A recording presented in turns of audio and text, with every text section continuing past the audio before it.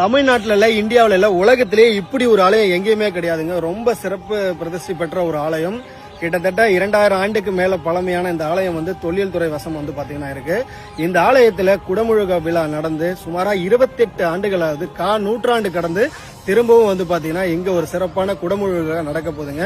வருகிற 2025 4ஆம் மாதம் 7ஆம் தேதி ரொம்ப சிறப்பாவே குடமுழுக விழா நடக்க போகுதுங்க. கிட்டத்தட்ட ரொம்பவும் பழமையான ஒரு ஆலயம், எறும்புக்கு தலை சாய்த்து கொடுத்த ஒரு ஆலயம். அதனாலதான் இந்த உலகத்திலேயே இத்தகைய ஒரு சிறப்பு தரிசனம் பெற்ற ஆலயம் வேற எங்கேயுமே கிடையாதுங்க. இந்த காணொலியை மற்றவங்களுக்கு தெரிய வைங்க.